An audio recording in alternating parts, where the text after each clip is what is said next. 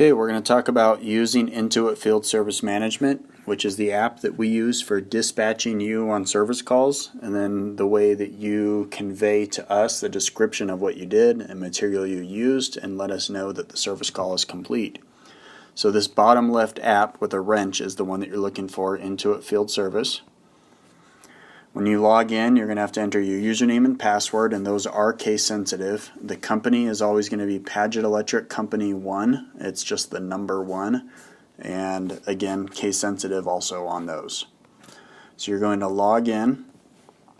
The screen it's going to take you to on your very first entry screen is going to be, these are all your work orders that have been assigned to you. If you want to see work orders that are assigned to everyone else, down here in the bottom right, you click that square, say teamwork, and that's going to take you to all work orders for all people. But generally speaking, the office is going to assign work orders to you, and it will make it a lot easier for you to find them on this home screen. So usually work orders are going to be broken down into appointments, meaning it's been assigned to you for a specific time. Or if it's waiting for pickup, it may be unscheduled, but it's something that you need to pick it up and acknowledge it. Pickup is just the terminology for you acknowledging that a work order has been assigned to you, even though you're not necessarily doing it right now. So we're going to go to appointments, and I'm going to pick a work order that's been assigned to me. So we're going to look at alarm specialist. You're going to open this up, and the first thing you're going to see is your work order number, the customer, the address of where you're going, and then a description of the work that you're supposed to be doing. So first of all, you're going to go to here where it says status, and you're going to either pick it up or pick it up and start it if you're starting work right away. So that's what I'm going to do. I'm going to start work, and now it's going to recognize, it's going to pick up where you are. I seem to be having a problem with my internet connection today because things are taking a lot longer than usual. Alright, so now status, work has been started, so I'm going to do the work.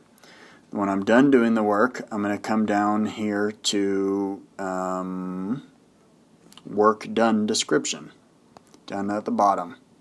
Work done description, and I'm going to put in, I fixed the lights in the bathroom and replaced a ballast. Give enough description that when I process the invoice that I'm confident that I'm telling the customer exactly what you did. Don't be vague. Don't just say fixed light. Tell me what you actually did to the light to fix it, and tell me where it was located in the customer's business. If you used a lift, this is a good place to put it. Used 19-foot lift. That way I know to charge the customer for a lift. It's also helpful here for you to tell me where you bought material from. So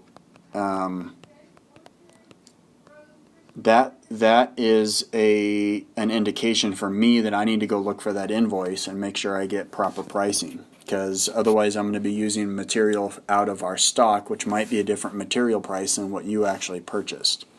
So material from CD, or you might say customer supplied ballast. Tell me that so that I don't charge them if they provided it for you. So then you'll hit save. Now that description's been saved. So now let's go put in material. So for material, you're going to go to the line that says invoice total. And you are going to go to add new line item. And you're going to leave it on all, and you're going to hit the little search glass, and then you're going to search for what you're looking for. So let's say here we used a ballast. Search for ballast, and it's going to pop up all the different types of ballasts. So let's say it was a 2-lamp T5 ballast.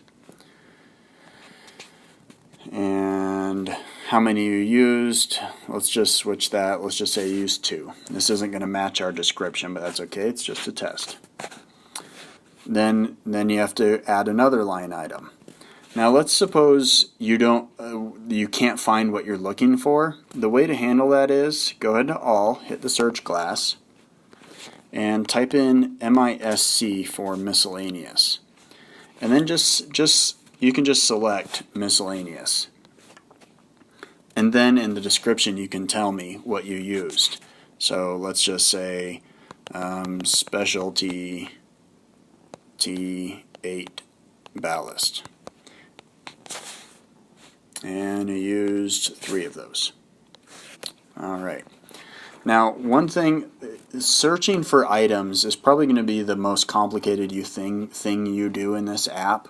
And so if you're a service technician and use this a lot, I want you to kind of get familiar with how I call things so that you can search for them, because that makes our invoicing process go quicker. If you're only using this temporarily off and on, it may not be worth your time to really learn all of our invoicing terms, in which case in the description of your work you can just tell me what material you used there, and you don't have to itemize using this technique. Just put it all in the description and I'll fill it out when I invoice. One other thing I'd like for you to do when you hit your invoice, when you're done inputting your material, go up here to invoice status, move that from not prepared to prepared. And that just tells an indication to me that you're done with it and you're ready for me to move ahead with pricing. So then you need to go back to your work order page, and now you've done everything except you need to change your status to completed. Or let's suppose that you weren't able to complete this and you actually want to pause it. So you come here and you hit pause. Now when you pause a work order, I want you to take one more step. You have to hit pause and you have to come back here again to status, and again go to status, and this time you're going to go to either remove flag or flag. In this case it's going to say remove flag because I've been playing with this and I already had a flag set earlier. But I need to remove that flag first. I'm going to go back to status again. I'm going to set a flag, and now you're going to have options of why you're pausing it. So let's just suppose that we needed to return with a lift.